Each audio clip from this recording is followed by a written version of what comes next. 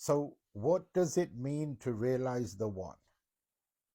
Paltu Sahib says, Paltu ekoi ek hai, dusra nahi koi. He says there is only one, there is no other. Now let's think about what that means. There is only one thing in existence. There is no second thing. So if we call that one thing God, then God is all there is. Then there cannot be a separate me, because then there's two things. And Paltu Sahib makes it clear there's only one. So if you understand the statement of Paltu Sahib, then it means that your existence is simply an illusion.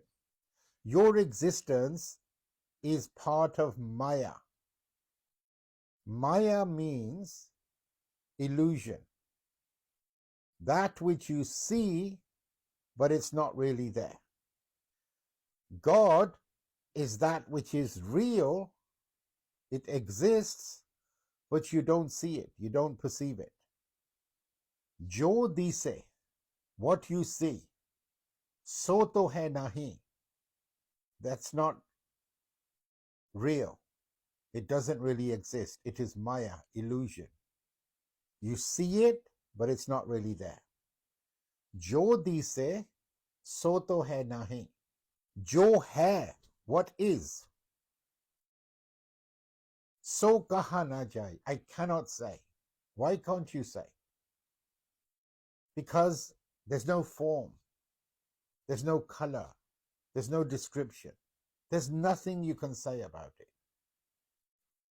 Sena bena kya samjhai, gunge kya gur pai. What can some saint or enlightened person explain to you? It cannot be explained. Because you are looking for that which cannot be seen or experienced or anything, because it is what is called nirgun. Nirgun means it has no attributes. Gun is an attribute. Nirgun means no attributes. The world you see is called sargun. It is full of attributes.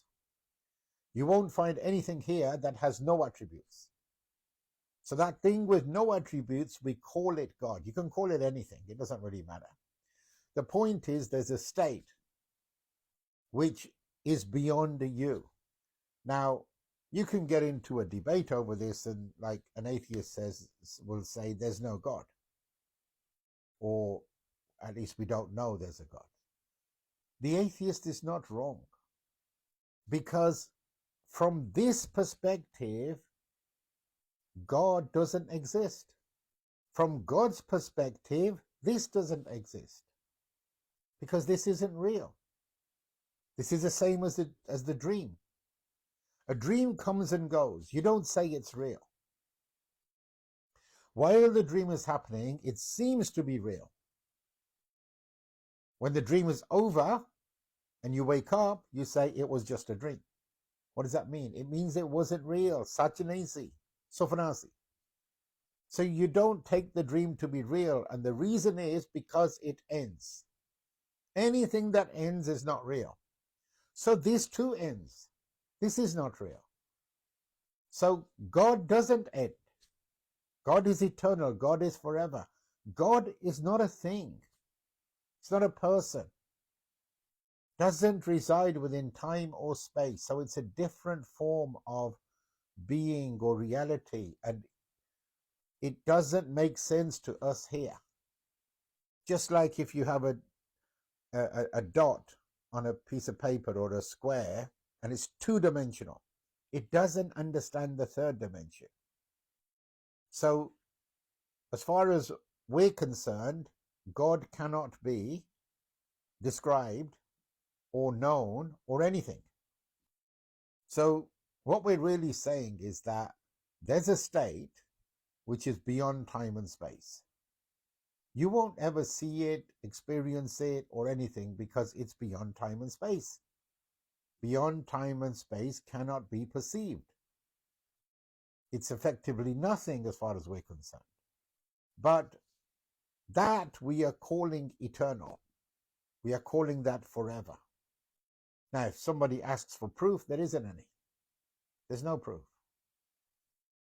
Because it's not an intellectual argument.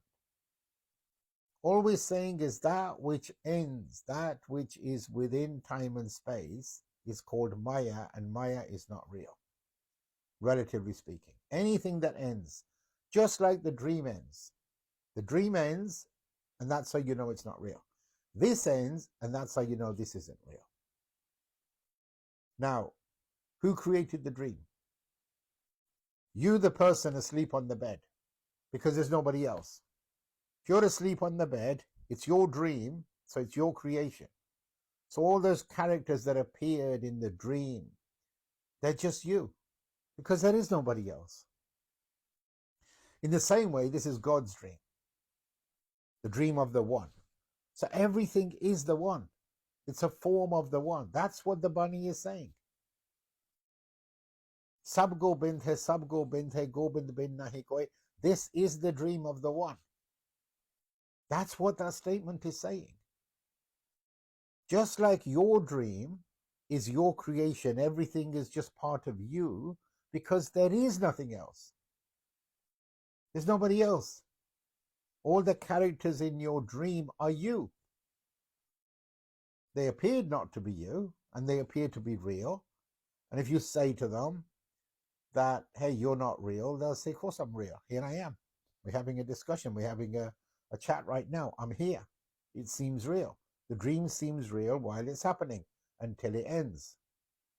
When it ends, then you realize it was just a dream. It's the same here. This seems real because right now the dream is in progress. The dream is happening. So we appear to be real. Everything appears to be real until the dream ends. When the dream ends, nothing is real. So that eternal, that is the thing that is creating this dream. That's the only thing that's real. Nothing else is real because it's beyond time and space. It doesn't come, it doesn't go, it doesn't change. It's the only possibility of something being eternal or real. Real is defined as eternal. So anything not eternal, anything that changes is not real. So that's called Maya. And Maya is illusion. So we live in illusion. We live in Maya. We are creatures of Maya.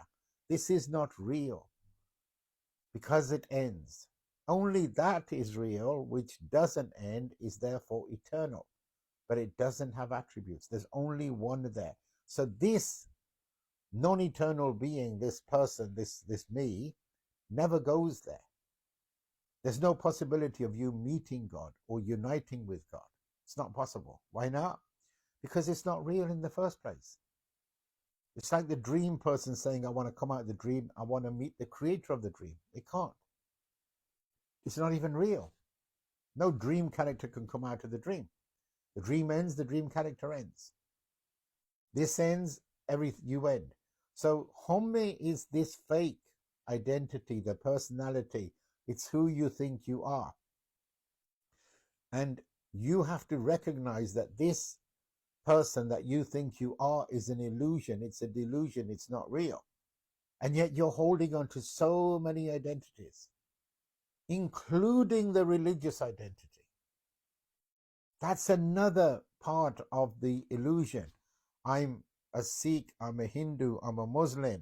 I belong to this country, I belong to this family. This is all part of Home. Home is the identity. Remove the Home and you remove everything, but the Home has to be removed completely. That means all identities have to be dropped. If you hold on to even a single identity, then the Home is still there because you are still there, holding on to whatever that identity is. If you hold on to the identity of a religion or a country or a family or your body or your personality, anything at all, any identity is Home. Home means you exist. So what Guru Sahib is saying is you do not exist.